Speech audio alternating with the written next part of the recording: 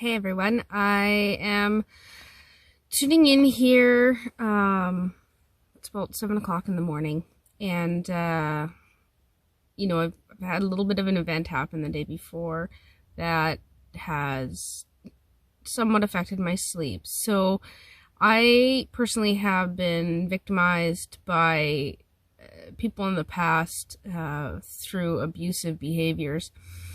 And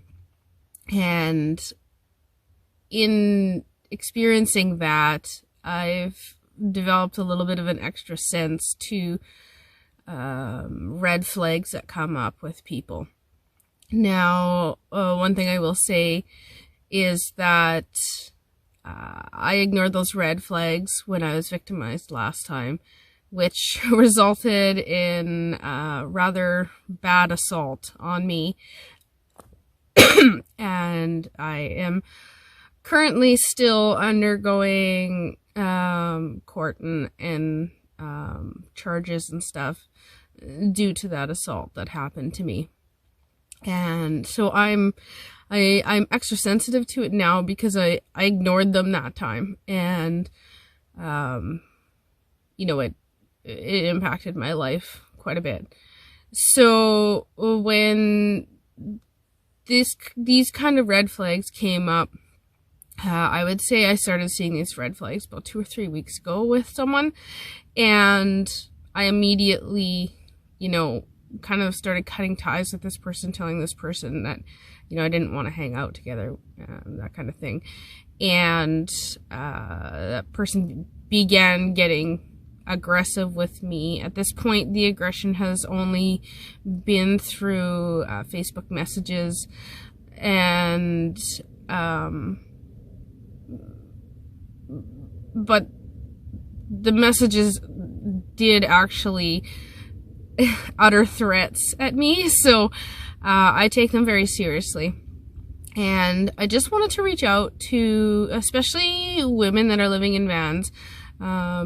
We can become victimized quite easily, and sometimes, we don't want to believe that somebody in our own community would be doing such a thing to victimize another van dweller. Often we think that people that are doing these things are general public that disagree with our lifestyle or don't like us parking near their home or anything like that. A lot of times we think that the people that are going to victimize us are the people that live outside of our lifestyle.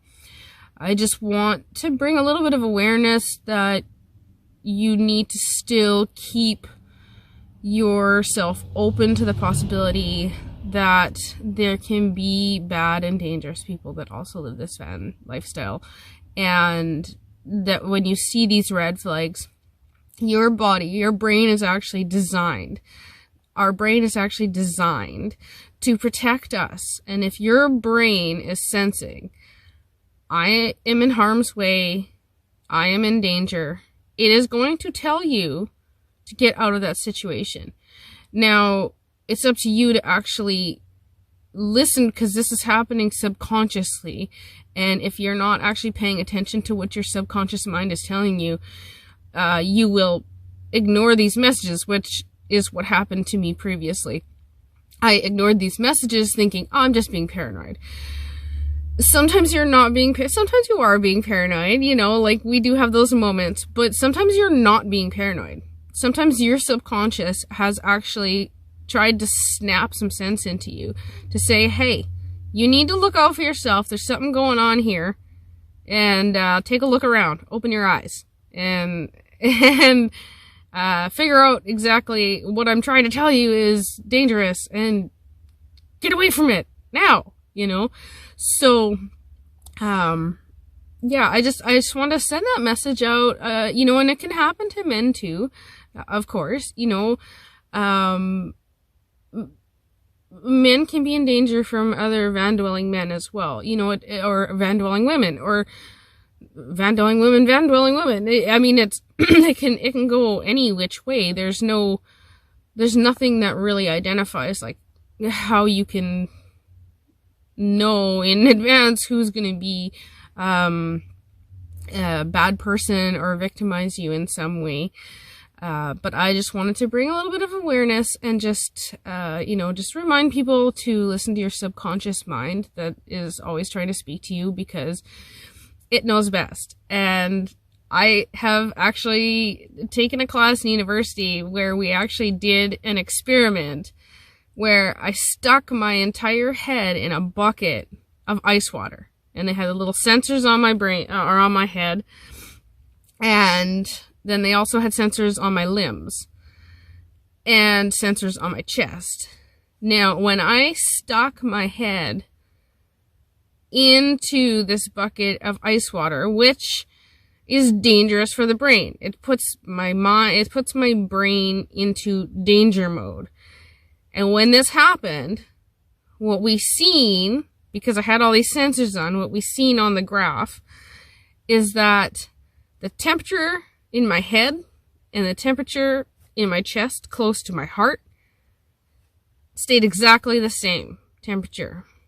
The temperature in all of my limbs dropped, and had I not pulled my, I pulled my head out. Like, I didn't, how far can I go? Can I actually, I pulled my head out because it's just an experiment that you're doing in a science class, right? But it actually dropped the temperature of my limbs so much so that they felt icy cold. But my head was the exact same temperature. And that was the first time that I was like, wow, okay, my brain is designed to protect me. I need to listen to my brain when it is talking to me. I need to be paying attention to what it is telling me. And there's been times when all of a sudden, snap, I wake up in the middle of the night in my van, and I don't know why I woke up, but I look around and there's a strange vehicle parked next to me. And I'm like, okay, well, that's weird. It's like 4 o'clock in the morning and it's dark out. Why is this odd vehicle sitting next to me idling? I simply just get in my driver's seat, plug my keys in, and drive away. That's what I do. I don't get confrontational with these people when I happen to find them, lurking outside my door when I was sleeping. I have to watch out for myself, so I often flee the scene. Sometimes I'll try and capture maybe their license plate, to see if I can identify if they have actually been around my van before, or if this is just an anomaly. But either way, my brain woke me up and said, hey, there is somebody sitting outside your van. It's not normal, and I think we just have to remember that, the only person who can really protect us, the only person who can really know how to keep us safe is us. We can have friends and we can have friendships and we can develop relationships where, maybe you can go to someone afterwards and say, hey, this just happened to me. Has this ever happened to you? Or, hey, this just happened to me. I'm feeling scared. Can you help me process this? You can have friends that you do that with, but you still have to rely on yourself and pay attention to yourself, pay attention to your surroundings. And even if you live in a home, even if you live in a stationary home, you still have to remember these things as well, because this person could be lurking in the bush while you're out walking your dog. This person could be lurking in the bush while your 12-year-old daughter's playing soccer in the field and you're not there. These are things that should really be more ingrained in our mind to protect ourselves, to look out for ourselves, especially when, you're in amidst a time of uncertainty like we are with the coronavirus.